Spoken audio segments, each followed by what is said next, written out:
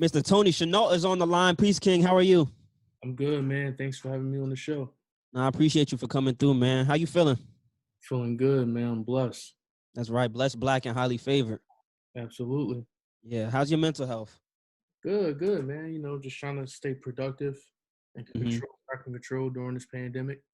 Is there well, how have you maintained control so far throughout all this? Just really just focusing on myself, focusing on what I need to improve just as a person. You know, when you have the ability and time to self-reflect and just be able to see some of your strengths and weaknesses as a person, I think that's definitely something that can be productive. So when the world opens back up, you kind of like you kind of like took that time to really work on yourself and improve yourself. Hmm. Do you have a process that works better for you in order to like stay productive, or is it just mental at this point? It's more so mental. You know what I Okay. mean? Always had an infrastructure. My infrastructure never changed. Just really just staying disciplined each day. Right. Amen. That is great. And I take fascination in people's mental health, especially yours. Well, especially right now, everybody just because of the crazy times that we're living in, but yours specifically because I know a lot of what you do on a day-to-day basis for your career, but obviously personally as well, um, can be triggered by a lot of the things that you've had going on or whatever. And I want to talk about that more in depth in a little bit. But before we get into all that, I want you to tell people just a quick little, tell people about all the hats that Tony Chennault wears, because I know you are a man of many talents. Yeah. First and foremost, I'm a man of God first. Without Amen. God, I wouldn't be in the position I am right now. And I'm a filmmaker, director, writer, producer, also philanthropist, and a motivational speaker. So I just love creating art and love giving back, especially giving back to my people, young adolescent kids and stuff like that. I have to commend you for all that because you are a very, very hardworking man. I feel like some of the things that you just said are not even like I think you was low key being humble, a little bit humble right there. Because correct me if I'm wrong. 'Cause you were and still are, like I said, correct me if I'm wrong. You are a legend on the court, right? Yeah, used to be You back still in. not know you couldn't ball no more. Like if you got on the court right now, just said screw filmmaking, you could like you not as nasty as you used to be. Nah, man, it's a process. You can't, because you really gotta. It's like saying like you don't make a film in 10 years or 8 years, and Okay, yeah, yeah. film is still a process, and you have to get back in that rhythm. Now, can I get back in that rhythm? Possibly. That's a strong possibly, but it's more so a mental thing. Mm-hmm. Tell the people about exactly what we're referring to as far as all the things that you've accomplished as a playing ball. No, I just play. I was blessed, from Philadelphia. That's where I grew up at, born and raised. Hooped there. Played at Newman Grady High School, one of the best high school sports schools in the country. Um, was awarded a scholarship to play at Wake Forest University for 2 years, and I transferred back home to Villanova, and I finished my collegiate career there. Mm-hmm. What was your record in high school? I don't know. We didn't lose that many games. I I can't. don't even know, but it was good, man. Good though. We Yeah, didn't lose that many games. We definitely didn't lose that many games. yeah. What was that leap like jumping from high school to college ball? Because you had a lot of schools and teams calling on you. You had Hall of Fame head coach Larry Brown looking at you. What was that like, making that big leap? It's an adjustment. You go from playing in high school where the competition it's okay. Then you get to college when everybody's good, especially you go to a school like a Wake Forest or Villanova. These are some of the top athletes from around the country is going to those universities. So to be able to compete at a high level like that and to compete in those type of conferences lets you know where you stand at amongst your peer group at that highest level. Mm-hmm. You chose Wake Forest to play ball in the ACC. Like I said, you had a lot of people looking at you. How was that for the time being? How was that personally? Oh, it was a great experience. Went to North Carolina. That's what Wake Forest is. Mm-hmm. Met a lot of great people. I became more self-assured of myself. First time going away from home as an 18-year-old kid. It was good. It was a great experience for me, and it helps me build the infrastructure to who I was as a person, and just being able they get an opportunity to play in the ACC every night against Carolina, Duke, Virginia, Maryland, those type of schools was definitely a blessing for me. Let me ask you: do you believe, you said at the top of the thing, you said you are a man of God? So I take it you believe in God's timing. Yeah, absolutely. Everything is God timing, we just God just put us here to live out the vision that He has for us. So, in saying that, sometimes your timing may not match up with God's timing, but you continue to work, it'll eventually happen for you, whatever you got going on. Do you believe in the fact that everything happens for a reason? Yeah, definitely. Everything do happen for a reason. That's just universal. That's universal 101, right? The more work you put in, the more results you get. So if it's like problem solution, if that makes sense, right? So like Yeah. you have a problem and you got to solve it. So it's the same along the lines of that kind of ideology. With those two ideologies, that God, like God's timing and like it'll happen on like in father time essentially, and the fact that everything happens for a reason. Do you think breaking your foot there in that first year was a sign to slow down in anticipation for everything that was about to happen not too long after that? It's a sign to slow down. I think it was just a sign of like you have to learn the game of basketball from a cerebral perspective. Like you Hmm. just can't rely strictly on your athleticism and your speed to be a really good player. You have to really start thinking the game and really seeing the game from the mental aspect, and it helped me out tremendously. Well, more, not so much on you playing. Well, yes, on that, but more, I guess, holistically, because of the like what occurred. Not because you not too long after your first year, because you broke your foot your first year at Wake Forest. Then you started playing your second year, and it was after your second year that you had to transfer back to you had to transfer to Villanova, right? Yeah, So do you think that was like that could have been a sign for like to just slow down and get ready because of that, or you still just correlate that to ball? I just think sports. I mean, injuries so much a part of sports, right? You Okay. can't control injuries, right? It happens like all the time in sports. So I don't think that's a sign in particular to slow down. I just think it's like it's a time for you to learn more about your sport and mentally prepare yourself how to become even more better when you get back on that quarter field. Mhm. Word. What was that transition like? So you went to Wake Forest for two full years, right? Yeah, 2 full years. You had your injury your first year, and even though people were like, people thought you missed the majority of the season, but and then you came back, and people thought you still should have sat out or whatever. First, what was that like? What was your mental capacity like? Like you're at the top of the world, but now, because of an injury, people are just telling you to sit out and just relax. What was that like for you mentally? Because ball was like yeah everything at that point in time. yeah, it was a roller coaster ride. And, I'm somebody that loves to compete. Um, and I just wanted to play no matter what. I felt like I was healthy enough to play. I know it was going to be a learning curve and it's going to be a process in terms of me getting back in game shape. But I was up for that challenge. I love challenges. And I like overcoming challenges. I like doing things that's considered the unthinkable.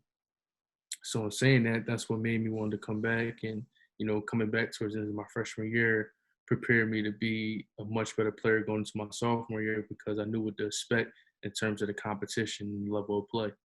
Were you always like that, like being determined, like unconquer to conquer the unthinkable? Yeah, that's just who I. That's kind of just my genetic makeup. My whole life I always had that chip on my shoulder to use any negative or any like challenge as a way to me not to prove somebody else wrong. I want to prove myself right first and foremost. You know what I Yeah, mean? That's more of an eternal thing I have within myself. yeah. What was that transition like going back home after everything? Well, tell the people why you went back home eventually. Because why you left from Wake Forest and went back to Nova. I just went back home. My mom was having some health issues, and I decided to transfer back to Villanova University. It was an adjustment. It's tough when you transferring like in the middle of your college career, whether even academically or sports, because you're a sophomore going to your junior year. You got to meet new friends. You got new teammates. It's a completely new campus, new culture. So it was a lot of like adjustment, transition, and things I had to go through. Have you ever seen the show All American? Yeah, I've seen it. That show remind like in reading about your story and just knowing who you are. And well, for the people that don't know what All American is, All American tells a story of Spencer James, who's an All American football player who faces struggles going back and forth between his hometown of South Central and Beverly. Well, in the show South Crenshaw and Beverly Hills, is based off of the story of Spencer Paysinger. And I highly suggest it. But your story, like in reading and hearing about your story, it kind of reminded me a lot about that story, that show per se, because you face the trials and tribulations of chasing your dream while playing sports while still upholding the responsibility of being resilient and taking care of your family. Because that being one of the reasons you wanted to go take care of your mom was one of the reasons you transferred closer to home and went back to Nova. And in doing that, I would imagine how much you've been like pressed about going to the NBA and being the best baller. But something that I know not only your mom, but a lot of your coaches were really more hell bent on was the man that you are walking off the court at that time. Did you ever see? Well, was there ever a differentiation between who you are on and off the court? Yeah, absolutely. As an athlete, you create these characters.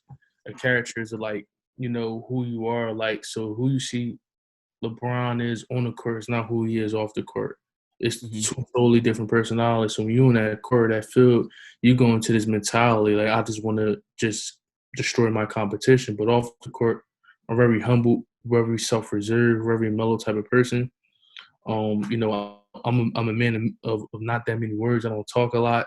And it's not that I'm just like quiet or introvert. Just like I'm always thinking. I'm always thinking in my head, always observing my environment. That's just how I grew up.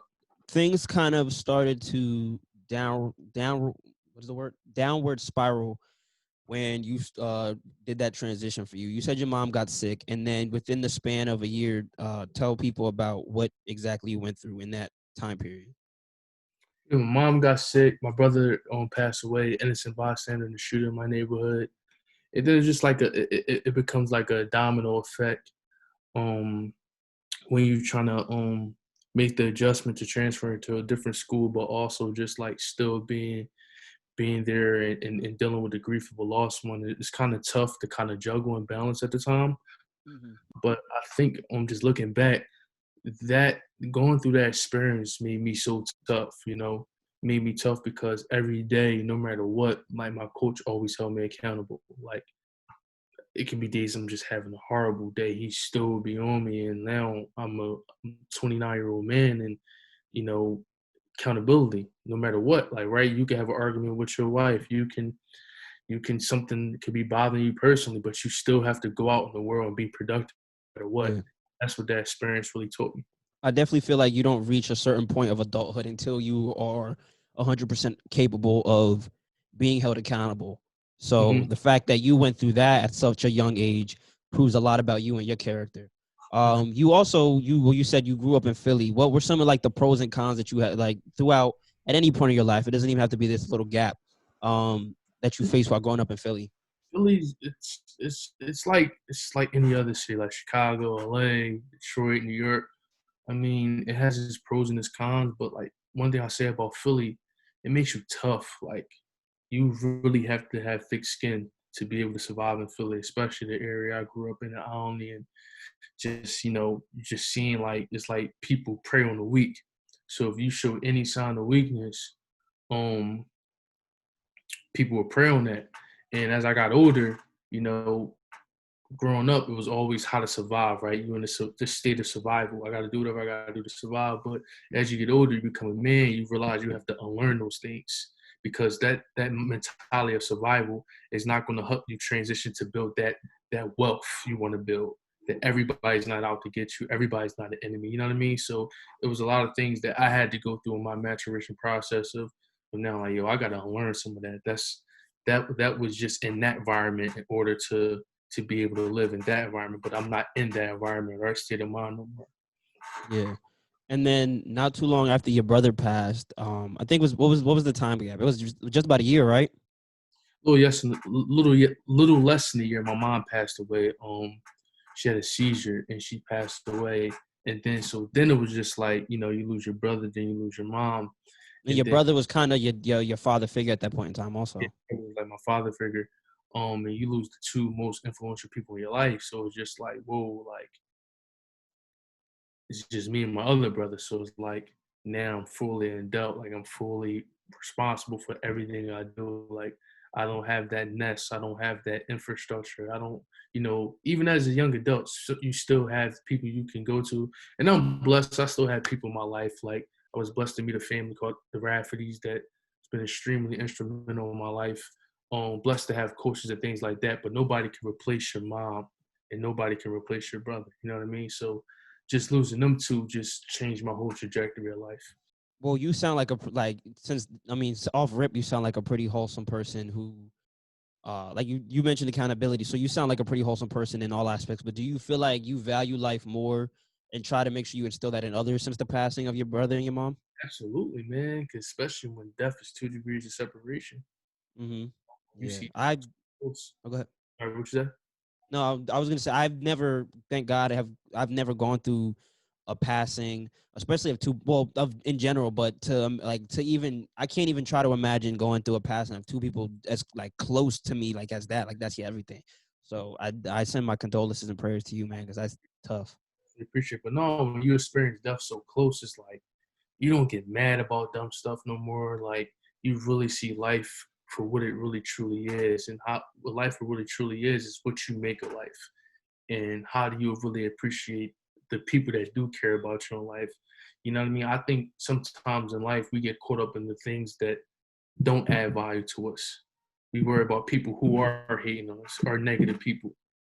I'm just worried about the people that love me, and I want to love those people that love me, and I want to get back to the people that want to learn and become better individuals. So I'm focusing more so on the positive, and it just changed my mindset from that just that perspective. Elaborate on that a little bit more, because a lot of people feel like in order to get people feel like in order to feel wholesome themselves, they need the recognition from others, or I guess the acceptance. And because we live in a society that's so driven based off of acceptance, I feel like that is something Validation, but that validation is a false sense of security. Like you got to validate yourself before anybody else validates you. Like because there's a lot of people out here. You can't lie to yourself. You know if you're a fraud. Right? You Mhm. look at me and say, "Man, I'm a fraud. I'm not. I'm not. I'm not who I'm really saying I am. I'm not this person I'm portraying on social media." So I don't think a lot of people could do that though. but you have to be able to go to a place of solitude, a place of self-reflection, a place of being able to be vulnerable with yourself, right? And even during this quarantine, I feel like everybody should took this quarantine as a time to really be vulnerable with themselves. Like, yo, what am I doing that I'm not supposed to do and that's holding me back? Because sometimes you got to get over your own bullshit, and that's the things that we don't address as people, our own bullshit. We're so quick to like point at each other's bullshit, but like, what about your own bullshit? Are you kind of handling that? Are you working on that? And that's what matters most. What do you feel like you realize about yourself throughout this quarantine? Just got to be more patient and continue to be disciplined. Those are the two biggest things. Yeah, I this Because I quarantine. highly of like sports. Sports is immediate results, right? I could go in y- the gym, work out for 3 days, and then I have success. But now I'm in the business world, I'm in the entertainment industry. That doesn't work that way. It may take 5, 6 years of pitching one project. I know producers and directors have been pitching NWA that movie. They've been pitching that movie for 15 years prior before it Yep. got made. Straight out of Compton was years Yeah, in the making. Yeah. years. That's a long time to pitch a movie, man, and still stay the course, right? So it's like, how do I have that type of patience? And that's what I'm really just trying to challenge myself. I like that because I mean, even though we gave movie references, you also said sports too, and a lot of people feel like they need some type of connection in order to understand that. But you took that realization as not only just your filmmaking career, which we're about to get into, but as a man, which is Mhm. humble. Um, so was your brother? It was your brother's legacy that transpired you to start filmmaking, right? Yeah, he was one of my biggest motivations in that regards. He had aspirations of being a producer. And where we from, we don't see filmmakers that look like us. Like I'm just being honest. Like from Yeah. Philly, growing up, I never seen a filmmaker. I never knew a director. I never knew a writer. All I knew was drug dealers and basketball players. So I'm like, I'm not going to sell drugs because that's not I don't want to do. I Yeah. had to play basketball by default. But then as I went to college and I was exposed to resources and other opportunities, I knew I was more than an athlete. Other than you wanting to carry out your brother's legacy, you kind of when you went back to Nova, you kind of accidentally fell into filmmaking also though too. Like because it wasn't like you sports was your thing, Mhm. but in trying to carry out his legacy, you really did find a passion for it, right? I was searching, man. I was like searching for something because basketball wasn't it for me. I didn't have that fire that I had when I was at Wake Forest and I had when I was in high school at Newman already. That fire didn't exist in me no more in terms of basketball because the situation I was just in, my family and the transfer and just the new adjustment. It was a lot of different elements that added on to that feeling. So I was just searching for something new that can give me some life. And then I met this professor named Steve McWilliams, and I took like his acting class, and then we would start meeting one on one, and we would talk about screenwriting and how to properly, structure a screenplay and how to build characters, how to, create stories with plot, create stories with climax and things like that. And I took a liking to it, and it was something that was intriguing to me. Is there somebody that you look to now since you didn't really have that inspiration, but now that you have more of a love for it and you do it yourself, obviously, is there anybody that you look to as far as inspirations when you make your films or just in general, just interest? I just pull from experiences, man. Like everything I write is from a personal experience, things that either I went through firsthand or one of my friends or family members went through firsthand, and I just want to pull from those authentic experiences and be able to make that type of thought provoking content that's kind of have substance. And that's the one thing I just think we're missing in film, and particular Black cinema. Like we got away from making films. This film is about what? You know what I mean? Like you look at the '90s, that kind of golden era of Black cinema. You can watch Love Jones, Poetic Justice, Boys in the Hood, and answer one simple question: what was this film about? And now with a lot of films, not just Black films, just a lot of films, period, you can't answer that question. And I want to be able to provide that service of being able, when a viewer watched my film or my TV show, they knew what it was about. They Yeah, wasn't lost. I definitely agree with that. I feel like people are just making films because it's so accessible now. I feel like because it is so easy and because it's so like even though this man is like Tyler Perry is a legend, like be honest, what did you think about A Fall from Grace? I like the actual plot twist in it. I think it was something different for Tyler Perry. Yeah, For, I think that was one of his really, really better movies. But like in Tyler Perry's case, we can't criticize somebody for doing. It's like if it ain't broke, don't fix it, right? I know yeah, he has a lot of criticism, but that's his voice as a filmmaker. He comes from the theater background, right? So hmm theater is a little bit of different medium than actual film. So as you see it over the course of his career, his films got a lot better. You know what I yeah, mean? Especially as he moved away from a dead character, his films like just constantly, like just in terms of story and development, got tremendously better. yeah. And we gotta embrace him because he's the first Black man with his own studio. So no matter Yes. what he do, he's the first Black man with his own studio. You know how powerful that's inspiration for a young filmmaker like me. hmm And he's trying to teach young directors and producers how to own your IP. You know what I mean? So Yeah. essentially, what Jay Z's doing in music, he's trying to do that in film and educate everybody.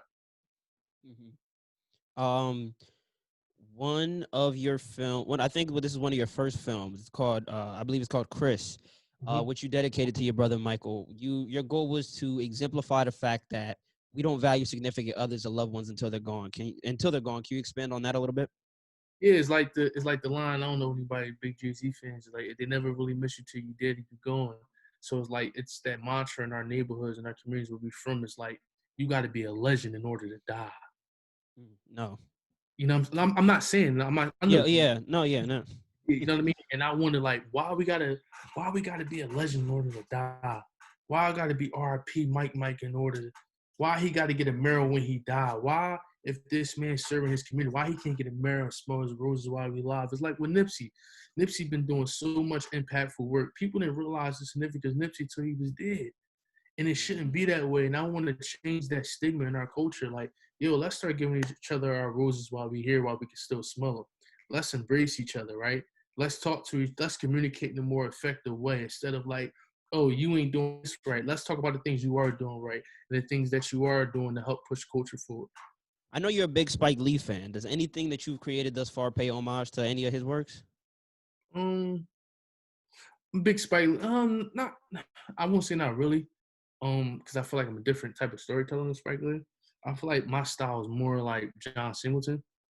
I'm Okay. more story driven as a director, if that makes Okay. sense. Like Oh you see, yeah, no, yeah. like it's Boys in the Hood. Like I created Old Head. It's not Boys in the Hood, but it has a lot of similarities to Boys in the Hood. You know what I mean? So he did those type of movies. So like that's like one of my favorite directors, or a director I wanna, if I could have a parallel career similar to his. And when we talked a couple weeks ago, that's something that you corrected me on because I said I brought up Mike J Films, which is the film company that you're co-CEO of, and you made that in honor of your brother also.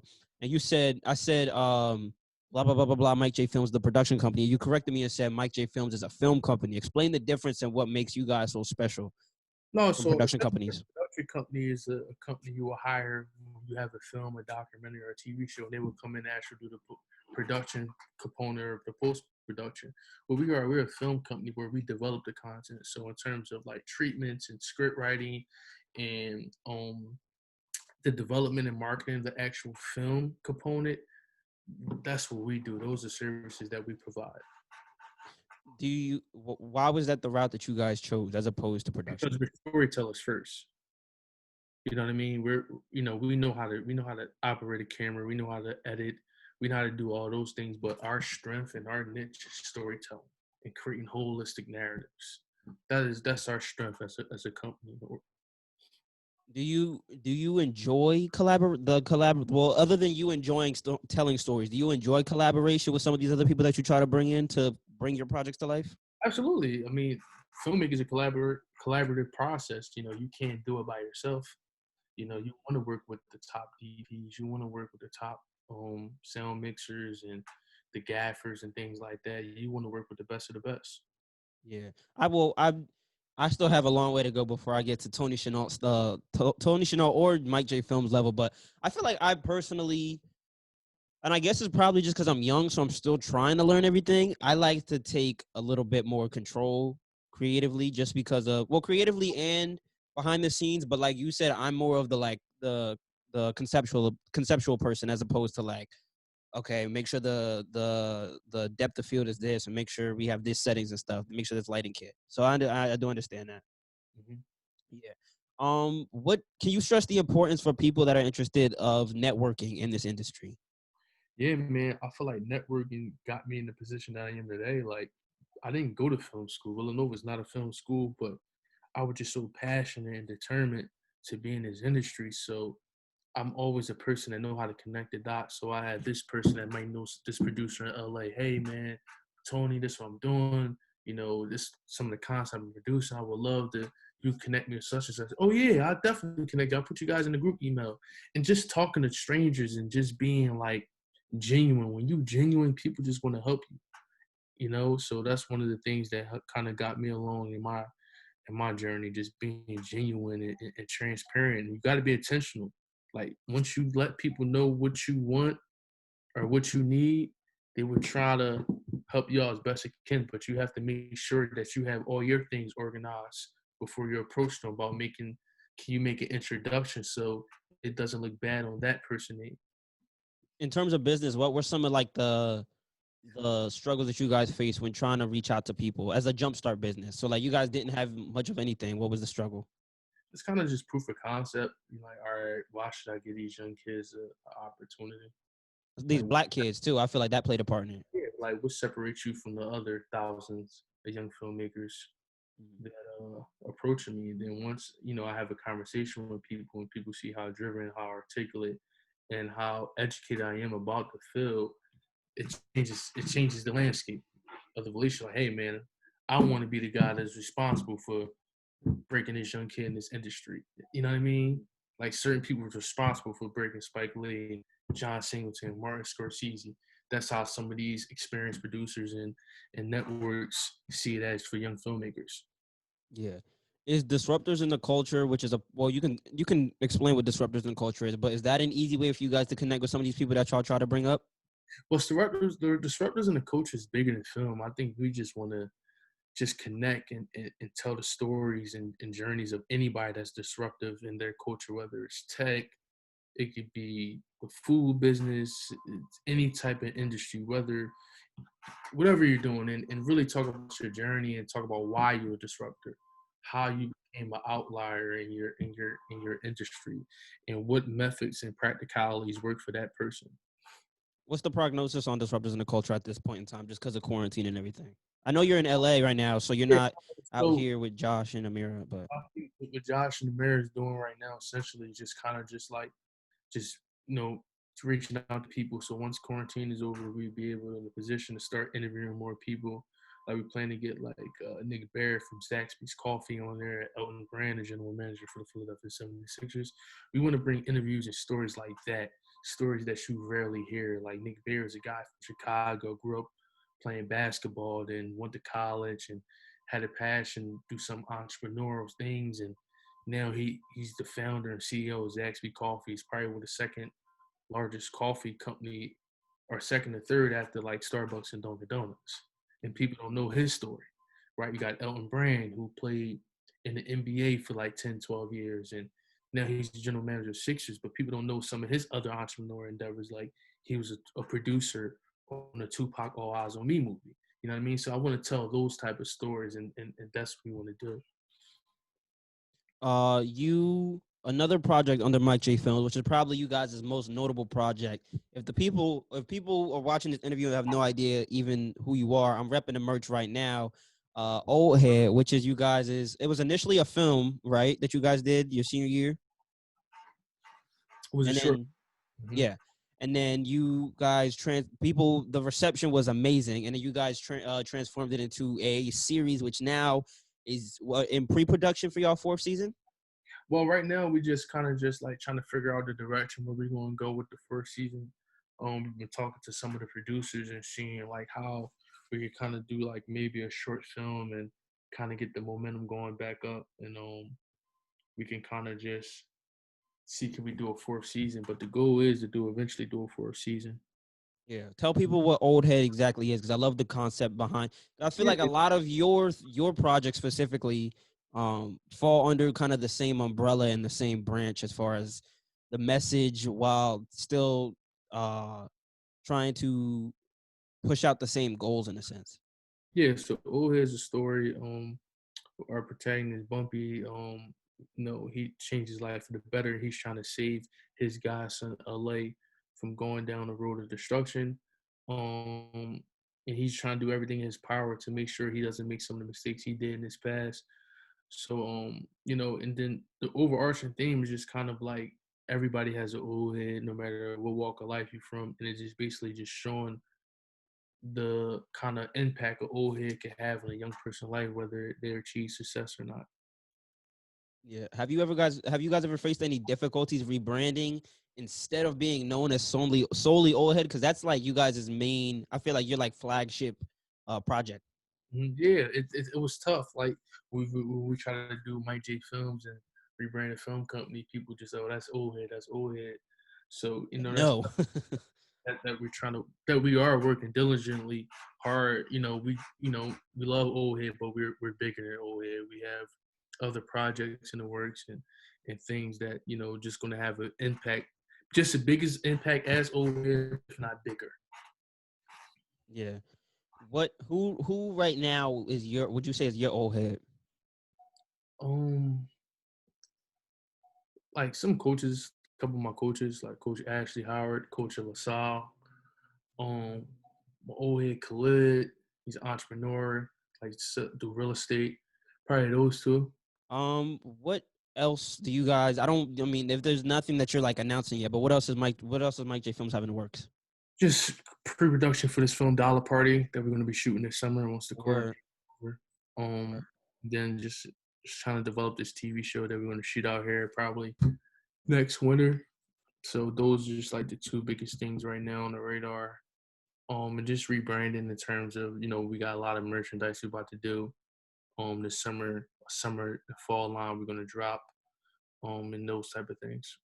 And we Mhm. want to do more community outreach programs where we kind of just like take that um aspect of film and like really go into urban communities and really start teaching kids how to operate cameras, how to edit on Final Cut or Adobe Premiere, because you have these type of programmings for sports, but it's not like a lot of those type of programs for film, and we want to create those programs for films because there's a lot of artists, there's a lot of creative kids out there. They just don't have the proper resources to kind of like to groom that creativity and develop it. And that's important, man. Like I want to be able to do that in Philadelphia communities and communities out here in LA.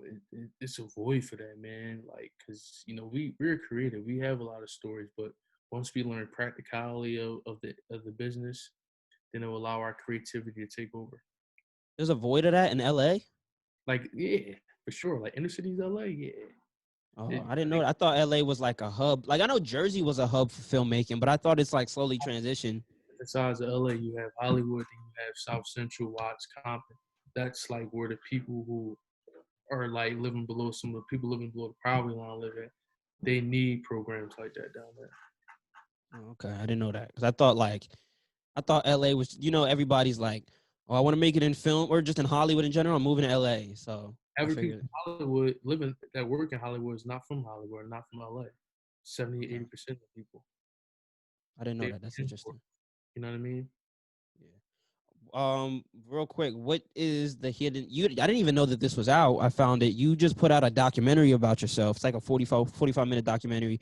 I watched the entire thing. That thing is amazingly curated. So shout out to all the directors, the visual arts effects, whoever was behind that, because you've been shooting that pretty much since what, high school? No, that was just stock footage we had that we Yeah, used. well, yeah, stock, yeah, and then it seems like it's been put together since high school. Because you have stuff from like right after games with your mom and stuff in there.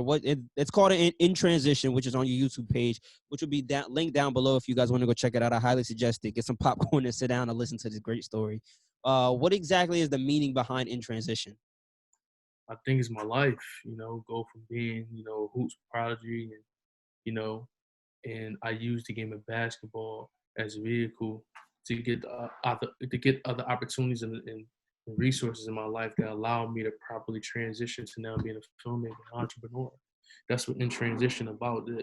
It's not about me making an MBA or things like that. It's about me just becoming the right person and me using the resources that basketball provided me to move further in my life. For people that are that have been interested in this conversation alone, but just interested in Tony also, if you have not watched it, I would definitely go check it out. It just came out. It's on your YouTube page like at the top of this month. A great watch. Is there anything else that you want to say to the people at home watching about you and your story, or I guess gems that you have taken with you throughout life that you feel like other people should know or take with them? Yeah, man, just we all have dreams, but the difference from our dreams and becoming the dream and the reality is you doing the work. So whatever it is you want to do, you just got to do the work. And understand that it's going to be a process, but you just got to continue to grind it out and know it's a marathon. Right. I like that. Tell everybody where they can follow you on social media. Well, not just on social media, but where they can find anything Tony Chennault or Mike J Films. Yeah, man, just at underscore Mike J Films. That's our Instagram name. My personal Instagram is Tony underscore Chennault, which is CHENNAULT. And just be on the lookout, man. For in the next few months, we got a lot of projects we're gonna be releasing to the public that we're really excited about. That's right, man. All right, brother. I thank you so much for the time and the pleasure. I appreciate you for coming on. No matter what, y'all got my support, and I'll be keeping up with y'all and all that y'all got going on. I can't wait for this quarantine to be over because I need more content. I'm a content whore. So yeah. But Sure. anyway, once again, I appreciate you, brother. Yep. Thanks again for having me on, man. Enjoy the rest of your day.